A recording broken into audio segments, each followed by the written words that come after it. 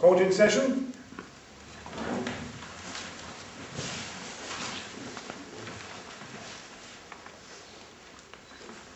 I must begin these proceedings by describing the nature of this court. This trial is unique.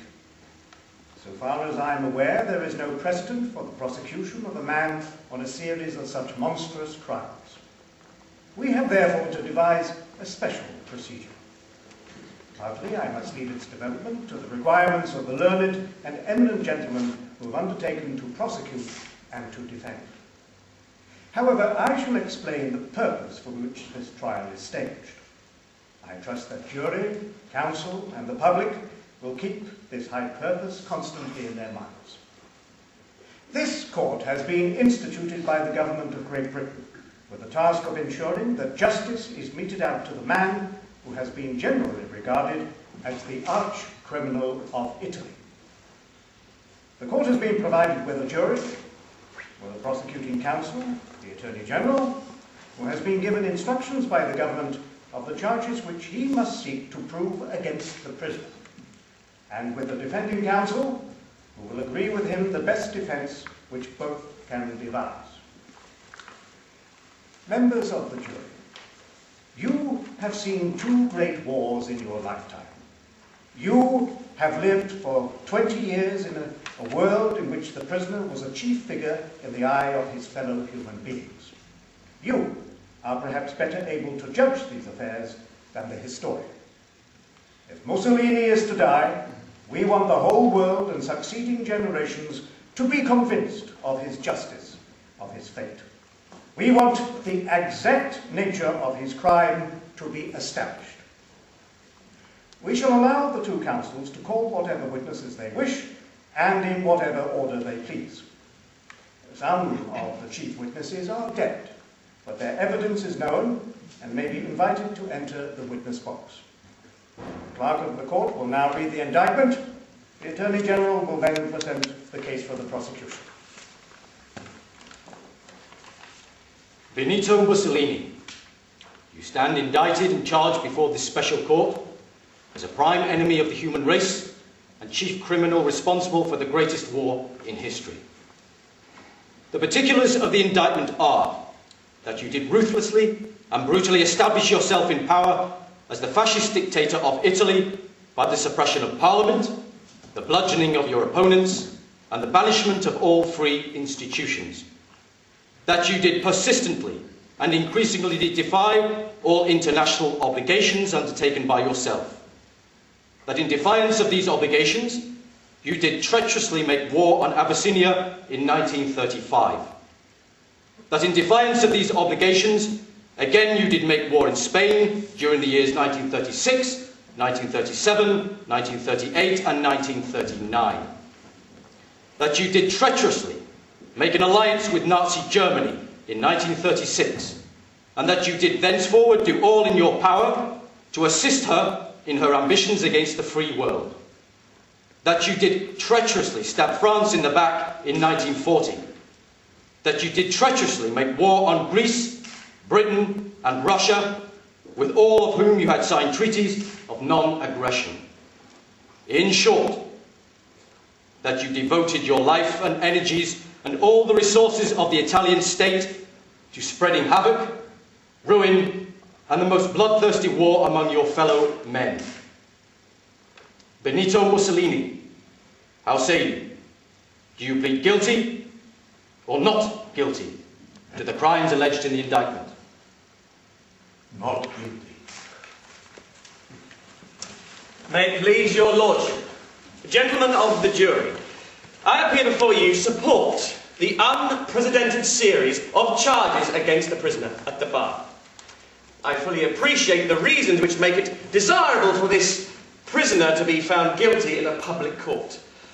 Justice must be open. However, I feel it equally desirable that justice should be summary. The evidence is already known. I do not propose to call witnesses. I propose to rely on a few simple exhibits, which no one can deny.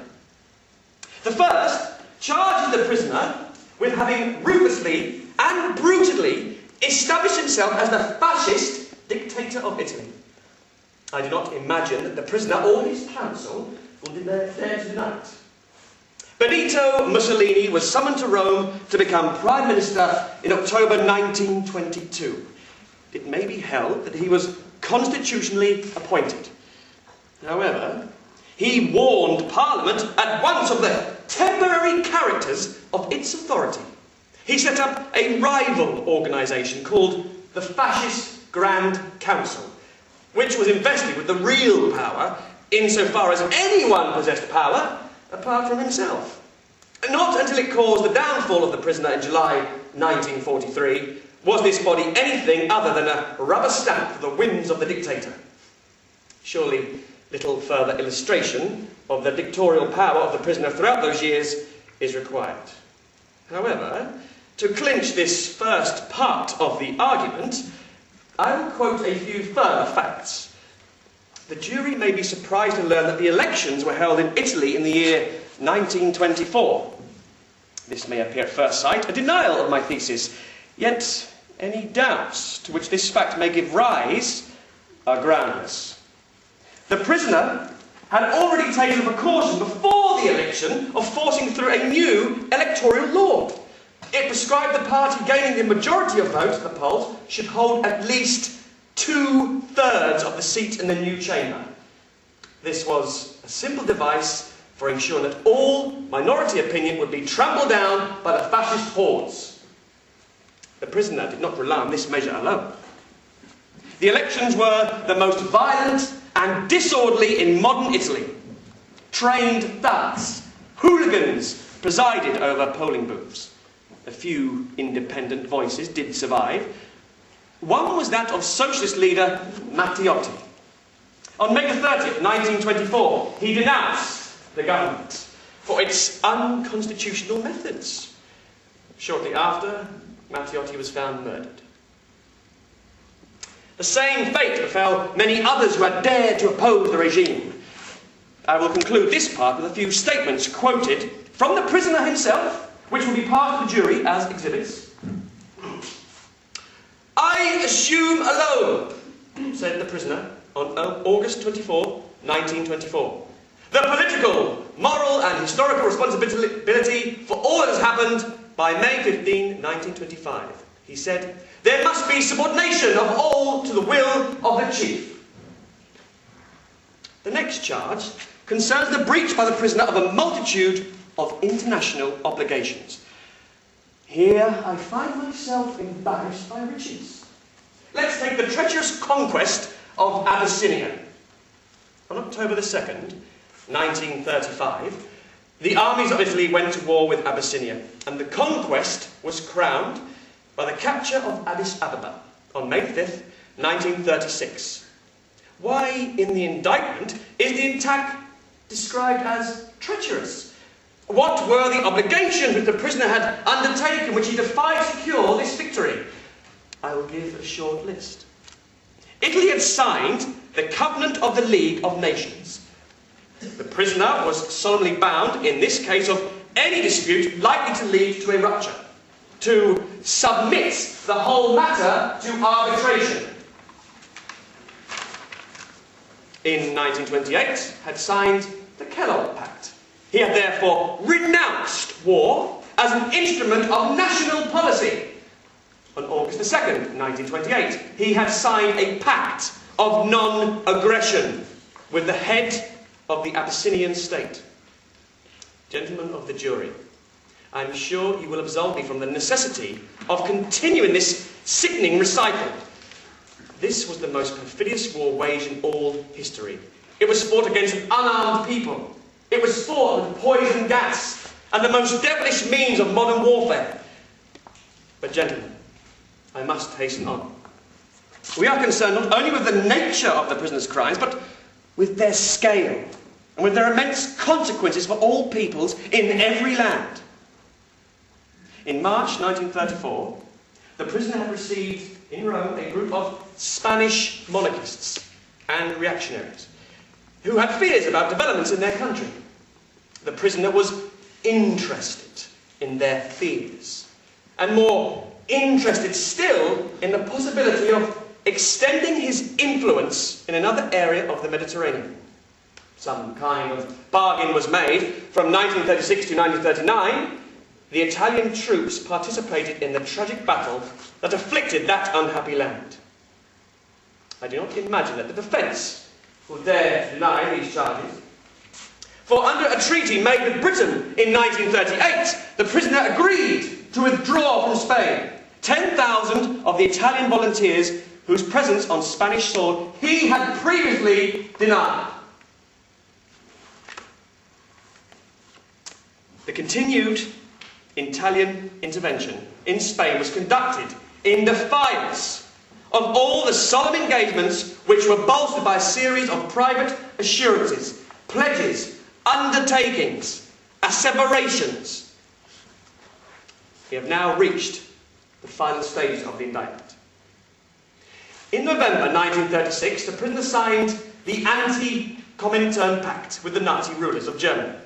In March 1938, he accepted the German conquest of Austria, which, incidentally, involved him in another treachery. The prisoner had often sworn in years gone by that he would protect the independence of Austria with the last drop of Italian blood. In April 1939, he invaded Albania, again in defiance of a special non-aggression treaty, signed with the ruler of that state, again in defiance of his several treaties with Britain not to alter the status quo.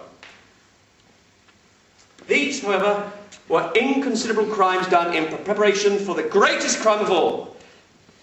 The prisoner waited until France was on her knees. He saw her down and out. He could not refrain from kicking, especially as he hoped that a few kicks would bring many spoils. Without warning, and without a shred of excuse, Italian troops were ordered by the prisoner to march into France, to hold, and to seize, and to plunder what they could. This was the most shameful act in the shameful career of the prisoner at the bar. There is no need for me to produce evidence. Every man or woman in this court who has lived these years can give their testimony. It was the most wanton act of aggression ever perpetuated in the long annals of human crime. Yet the criminal was resolved, if he could excel even his own greatest infamy. Again, without excuse and without warning, in defiance of all treaty and bond, he ordered his legions forward to attack little Greece, who had done him no wrong. His wish was to wipe Greece from the map and make this ancient state one with Albania and Ethiopia. This is bare record, proved, established, undeniable.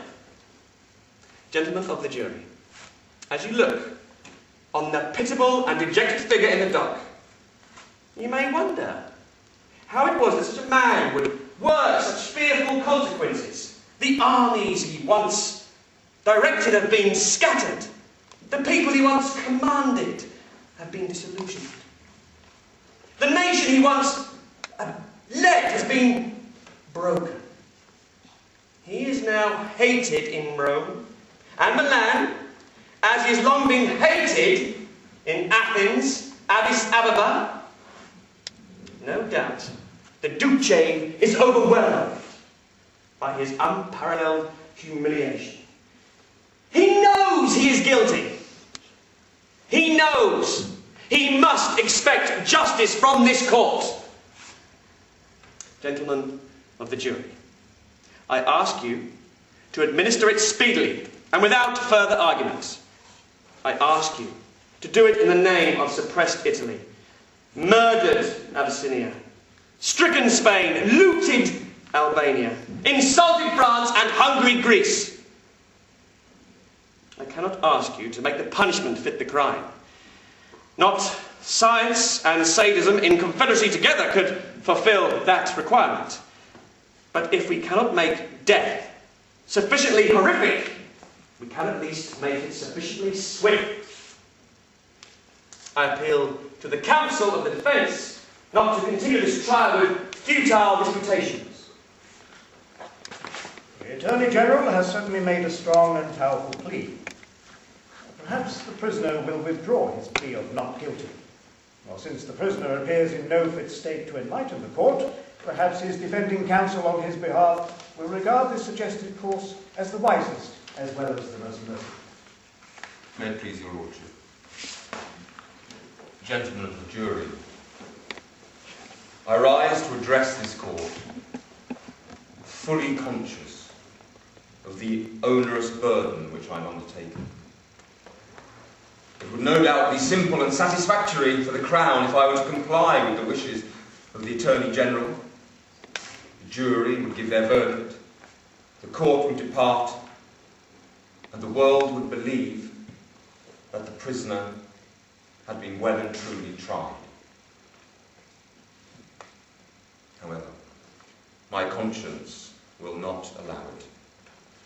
As you yourself, my lord, have stated, this is a unique case.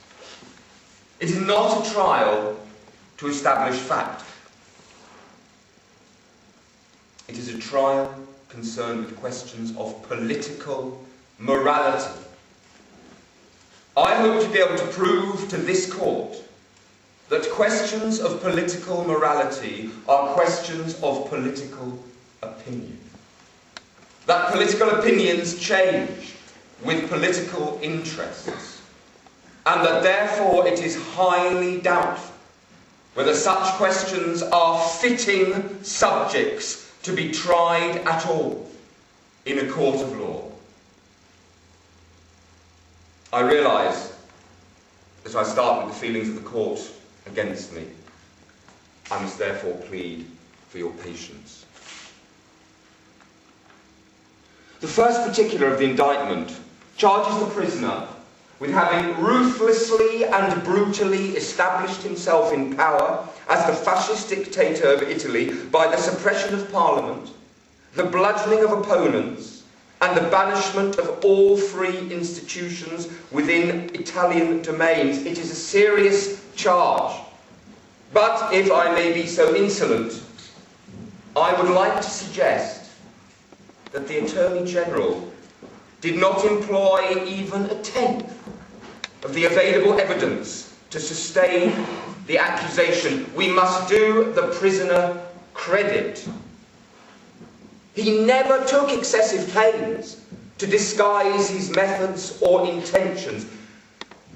Let me recall to the court the famous incident of Molinello. Molinello was a small village in the Po Valley, famous for its agricultural experiments. In a period of some 30 years, the peasants of the districts had succeeded in building up a unique cooperative system. Everything on the plot of land which they cultivated belonged to the workers. They owned their own houses. They owned their own machines.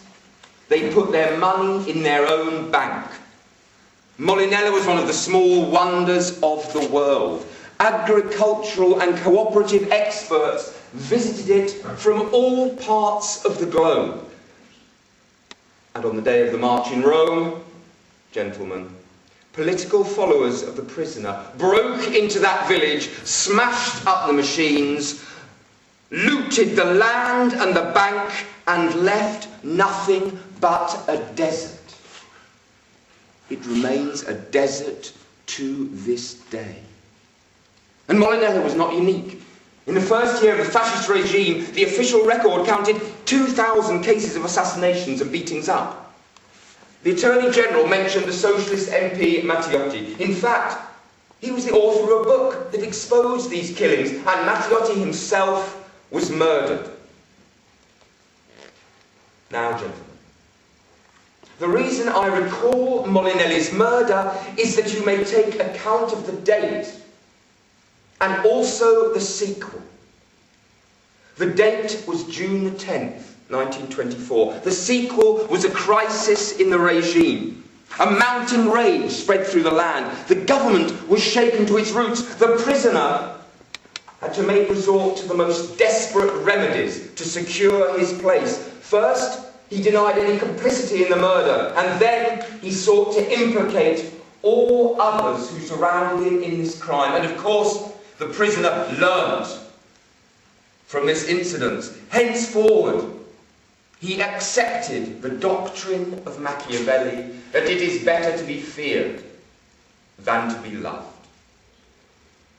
For me, he said, quite openly, violence is perfectly moral, more moral than compromise and bargaining. My regime, he insisted, on June the 22nd, 1925, is anti-parliamentary, anti-democratic, anti-liberal. And on May the 27th, 1927, he declared, "We have erected the corporate state. Today, we solemnly bury the lie of universal democratic suffrage. I ask you, gentlemen, to remember the dates."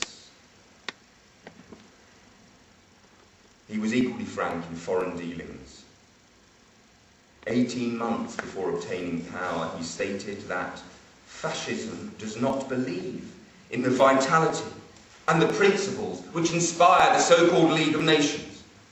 In it, the nations are not at all on a footing of equality. It is a kind of holy alliance of the plutocratic nations of the Franco-Anglo-Saxon group to guarantee to themselves the exploitation of the greater part of the globe. In 1921, he gave first expression to a policy that was later to become famous. It is destined, he said, that the Mediterranean should become ours, that Rome should be the directing city of civilization in the west of Europe. The prisoner did not confine himself to words. In 1923, some members of an Italian commission helping to define frontiers between Greece and Albania were murdered in unknown circumstances. The prisoner did not wait for findings of an official inquiry. The Italian fleet was ordered to bombard the undefended island of Corfu. The right of Geneva to intervene was denied. Italy even threatened to withdraw from the League. The prisoner was well satisfied with the result of his first intervention in foreign affairs. Now, gentlemen, you may wonder why I, who am defending the prisoner, should recall these black details in his early career. I have done so with a purpose. I have recalled this record in order that the prosecution shall not again be able to resurrect any of these topics to affect your judgment. For I hope to be able to prove to you that none of the actions performed in the early part of the prisoner's career provided fitting subjects for your scrutiny. I will prove to you that this record is not such that it should call for your condemnation. Rather, it is one that demands your praise and adulation.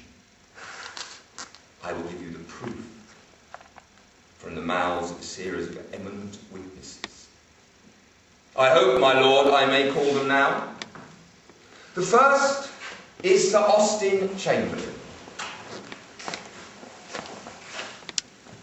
Sir Austin, what was your position in the British government in 1924? I was Secretary of State for Foreign Affairs. And what was the first foreign mission which you undertook in that exalted capacity? I paid a visit to Rome. That was 6 months after the death of Matteotti. What was the purpose of your visit? It was to establish friendly relations with a new Italian government, but it was also a social visit. I paid 2 or 3 social calls on Mussolini at that time, accompanied by my wife. Yes, I seem to recall some incident connected with your wife. She was photographed, was she not? Yes. Shaking hands with Mussolini. Yes. And you recall that 1.5 million copies of that photograph were printed by order of Signor Mussolini and distributed throughout Italy? I was not responsible for Mussolini's internal affairs. Of course not, Sir Austin. You said as much at the time, in an interview with Tribuna. Perhaps you'll be good enough to read it to the court. Signor Mussolini is a wonderful man and a formidable worker. I cannot enter into the internal policy of foreign countries, but I must say Signor Mussolini is working for the greatness of his country. I told him, you must be like me and take a long rest on board a yacht, but it must be a complete rest. For instance, for 10 days, I have not read a newspaper. Moreover, take my advice when on board. Do as I did. Remove the wireless. Thank you, Sir Austin. That is enough. I do not think we need to trouble you with the special intimacies of your conversation with the prisoner. He tells me that when the news came through that the Labour government of Britain had fallen in 1924 and had been succeeded by a Conservative government, he exclaimed, "Victory! One sector of the international anti-fascist front has collapsed. You, Sir Austin, did not disappoint those hopes. Certainly, you had eminent support for your opinions. I must call the next witness, the late Lord Rothermere. I believe, Lord Rothermere, you can throw some light on the successful social visit of Sir Austin Chamberlain, the British Foreign Secretary to Italy. Could you tell the court in your own words, and in fact in the words you employed in the Daily Mail in 1928, what you were able to discover? As I left Signor Mussolini's room, I was pleased to see in a prominent place on the table that contained some of his most valued possessions a photograph of Sir Austin Chamberlain, signed with a message of personal good wishes. Sir Austin Chamberlain has done a great deal during his period in office to develop the good relations that exist between the British and the Italian government. It should be the firm resolve of every future British Foreign Secretary to maintain and strengthen an international friendship so valuable to both countries. Lord Rothermere, was that the first occasion on which you had the privilege of meeting the prisoner? No, the first meeting between Mussolini and myself took place in the summer of 1924, at a time when the murder of the socialist deputy Matteotti by a criminally extremist section of the fascist party had, as Mussolini told me, hampered his work. That was the most critical period of Mussolini's eventual time in power. The prejudice of the whole world was against him, wrongly regarding him as responsible for a political murder that was pushing most deadly injury against his own regime. The calm strength and self-reliance Mussolini showed then, his set determination to cut out the evil growth that had manifested itself in the fascist organization of his creation, were proof unmistakable of his great force of character. He came with full success through that test laid down by Rudyard Kipling with the familiar lines, if you can trust yourself when all men doubt you. Lord Rothermere, before you finish that verse, did you find that your first opinion was justified by later events? As a close student of international politics, I was better placed than most people to realize the immense significance of the accession of Mussolini to position and power. By snatching Italy from the very edge of the abyss of Bolshevism, he saved the civilization of Western Europe. I can claim with sincere satisfaction to have been the first man in a position of public influence to put Mussolini's splendid achievement in its right light. I can understand your pride. But were there not objections to his policies? When I heard armchair critics who generally had made a complete failure of their own lives denouncing Mussolini, who had raised the life of a whole nation to manifest success, I could only marvel at the vanity and the ignorance of some types of human nature. It was beyond the capacity of the liberals and the socialists to recognize true greatness. I do not recollect any retractions of your views. Would you tell the court what you told your readers in March 1928? Mussolini is the greatest figure of our age. He will probably dominate the history of the 20th century as Napoleon dominated that of the early 19th century. I am proud of the fact that the Daily Mail was the first newspaper in England and in the world outside Italy to give the public a right estimate of the soundness and the durability of his work. I am most grateful for your testimony. In setting the proper value on that last tribute to the greatest figure of the age, the court will remember that this was in 1928, before you had met Hitler. The next witness is Mr. G. Ward Price, Special Correspondent of Lord Rothermere's newspaper, the Daily Mail. Mr. Ward Price, I fully understand that the views you hold today on Mussolini may differ somewhat from those which you held at earlier dates. I wish the courts to be informed of the views which you held before the prisoner became involved in this war. Your evidence is essential, for you knew these dictators, and it was in your writings that the international significance of fascism was most appreciated. Let us imagine, therefore, that it is the year 1924, the year of Matteotti's death. How does fascism appear to you at that date? Behind Mussolini stands all that is best in Italy. His supporters include the leaders of the Italian manufacturing industries, which are now progressing with greater strides than any in Europe. None can deny that the economic position of Italy is now far better than our own. Her national prospects brighter, her people of all classes happier and more contented. And what's your opinion at that time of Mussolini himself? Not in our time only, but down through history, Mussolini will remain an inspiration to all who prize freedom and love their native land. Let us move forward to 1926. Do you still hold to your opinion? Fascism has raised the Italian nation to a degree of order, prosperity and self-confidence equalled in no other European country. After 4 years' trial, its rule is more popular with Italians than any executive has been since they became a nation. Move forward again to 1932. What now is your judgment? The greatest evolution of the last decade of world history has been the regeneration of the national genius of Italy. Mussolini started as far-reaching a revolution in the world's political development as Luther brought about in its religious structure when he nailed his 95 Theses to the door of the church in Wittenberg 402 years before. And what do you think at this time in 1932 are the qualities which enabled him to do this? Courage and objectivity. Any others? It is the secret of his success that he imparted this faith to his fellow countrymen. How then do you explain the criticism of his regime? Ignorant and prejudiced people talk of Italian affairs as if that nation was subject to some tyranny which should be willing to throw off. This country long shut its eyes to the magnificent work that the fascist regime was doing. I have several times heard Mussolini himself express his gratitude to the Daily Mail as having been the first British newspaper to put his aims fairly before the world. Would you read to the court the estimate of the character of the prisoner which appeared on page 220 in the latest edition of your book in 1938, after 14 years' acquaintance with the prisoner? He is an Elizabethan. Allowing for altered conditions, he stands to modern Italy as Raleigh and Drake did to England in Queen Elizabeth's day. He incarnates the new spirit which has possessed his nation.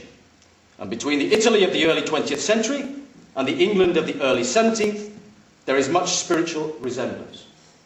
The same internal national pride, the same unbounded optimism, the same fierce sense of opening opportunity, the same quick, sensitive temper, the same tendency to recklessness, the same full-blooded heat of a nation that feels its youth and strength. We must all be grateful to Mr. Ward Price for his first-hand recollections. Thank you. I must still ask the patience of the court to call a few more witnesses. I call Mr. Emil Ludwig, eminent historian. Mr. Ludwig, when did you first pay your visit to the prisoner? In the spring of 1929. And what was your first impression? The mental picture of Mussolini, which is generally formed by the outside public, is by no means true to life. As one enters the marvellous hall, on which the master craftsmen of our centuries have lavished their artistic genius, it appears at first to be quite empty. Soon, a man stands up from a desk at the far end and approaches the centre of the hall to greet the visitor. He is rather small and of stocky build. At first, one is rather surprised to notice the delicate and almost feminine hands. But that feeling changes the moment he grasps the hand of the guest. It is a manly and firm shake. The deep black eyes and the large domed forehead are in striking contrast. And here you have an illustration of the basic contradiction that underlies Mussolini's whole nature. Like every man of creative genius, he is a combination of masculine and feminine qualities. The act and the dream. Mr. Ludwig, with your profound knowledge as a psychological historian, can you explain your theory a little more fully? Inspiration and imagination are the wings upon which the superior man is lifted up so he can view the whole scope of his activities from above. When he comes down to earth, he has to work with his hands. This inspired vision may be discerned from a photograph of Mussolini when he was only 19 years old. He has the gaze of a poet. And this can be detected in the portraits of all great men when they were young. In later life, the physical contour changes. The head enlarges, not merely through eating and enjoyment, but also through the expenditure of energy and hard work. Mussolini's head has changed with the passing of time. A glance at the prisoner confirms your phrenological insight. However, I feel it is time we follow the example of your superior man and come down to earth. Did he always retain the gaze of a poet? No. When he stepped out on the veranda in response to the reiterated shouts of a crowd, I studied his profile and noticed the firmness which he exhibits when he is speaking of constructive work. Did he give you examples of this constructive work? Well, anyone who had lived in Italy for several years, as I did, and who then went through the country again, could not fail but be struck by the improvements which were everywhere visible. Did he speak to you about his foreign policy? Yes. I asked him. I considered Mussolini as a guarantee of peace in Europe. And if he sought power, it was not for its own sake, but rather that it might help him in building up this new order after which he yearned. Thank you, Mr. Ludwig. Your views were upheld by a more eminent figure, whom I do not propose to put in the witness box, but whose testimony is certainly valuable. I will now read to the court a speech delivered by Mr. Winston Churchill when he was Chancellor of the Exchequer under Mr. Baldwin. The speech was made in Rome on January the 20th, 1927. I could not help but be charmed, said Mr. Churchill, by Signor Mussolini's gentle and simple bearing, and by his calm, detached poise, in spite of so many dangers and burdens.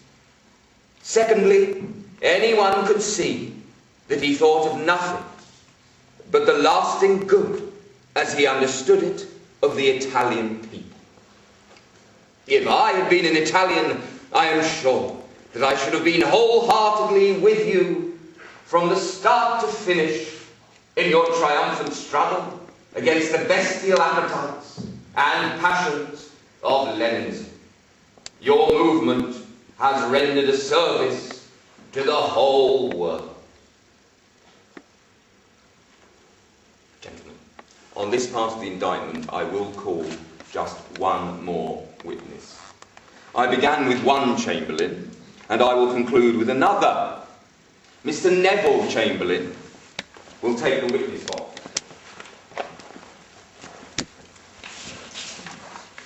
Mr. Chamberlain, In April 1938, you signed an agreement with Italy.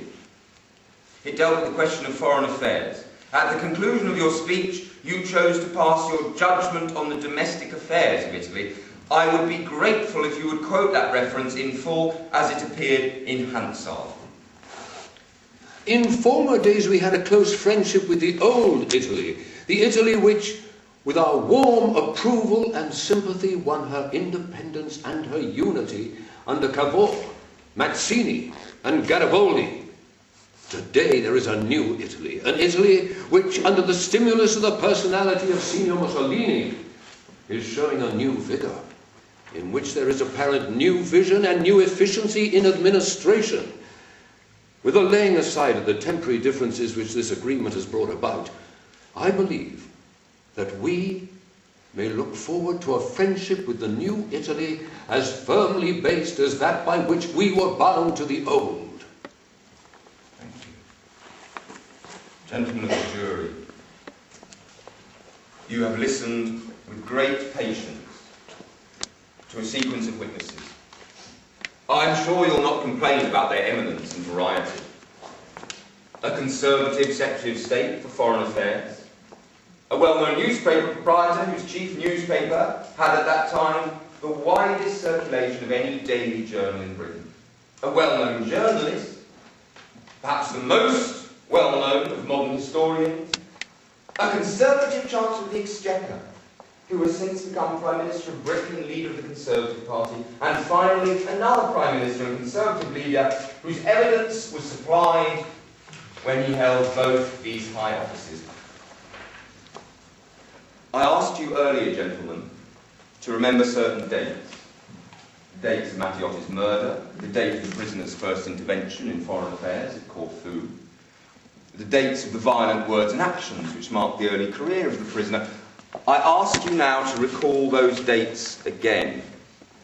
I ask you to consider that all the opinions expressed by the witnesses on the character of the prisoner and his nature of his regime were expressed subsequent to those dates.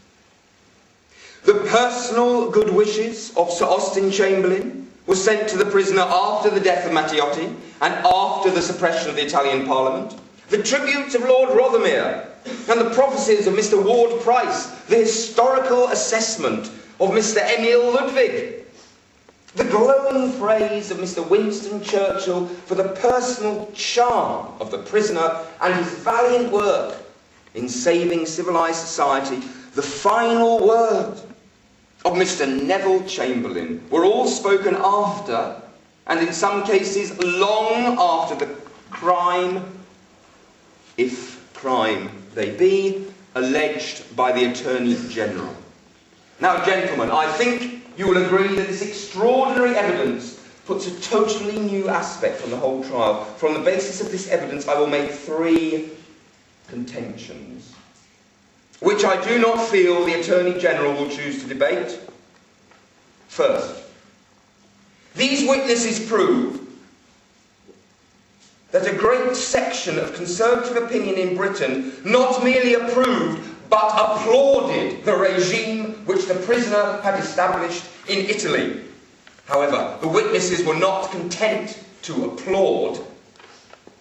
They actually assisted the prisoner in this task. The visit of Sir Austin Chamberlain to Italy so soon after the murder of Mattiotti must surely have acted as a powerful support for his regime. He was able to claim that whatever failures there had been in domestic affairs, the new regime was winning victories and prestige in the sphere of foreign policies. At that time, there were still strong opposition forces in Italy and a considerable underground movement. What a blow to those forces. And what an assistance to the prisoner must have been the visit of Sir Austin. The tribute of Mr. Churchill, spoken actually in Rome, and the applause of Lord Rothermere trumpeted to the world. Indeed, gentlemen, perhaps, if there had been no such tributes, no such applause, no such victories, and regained prestige for the prisoner, and instead a total ostracism by foreign powers on account of the heinous crimes which the Attorney General has tabulated, might it not then have happened that the prisoner would not have survived to commit the other crimes which the prosecution has alleged? I now reach my third contention. It is clear that the question of whether the prisoner can be held guilty of the first account of the indictment is not a question of fact or of law, it is a matter of politics, and a matter on which the most varying opinions have been held and may still be held. Mr. Arthur Henderson and the Labour Party may have regarded the prisoner at that time as the murderer of Matteotti, the champion of a despicable creed and a potential disturber of the peace. A great body of conservative opinion took a quite contrary view, and indeed, you have heard, some of them even desired that his regime should be taken as a model for this country. Has this court been assembled on the... Has this court been assembled here to pronounce on the forgotten views of political parties? Should we not have examined the jury to determine their political opinions and their political past?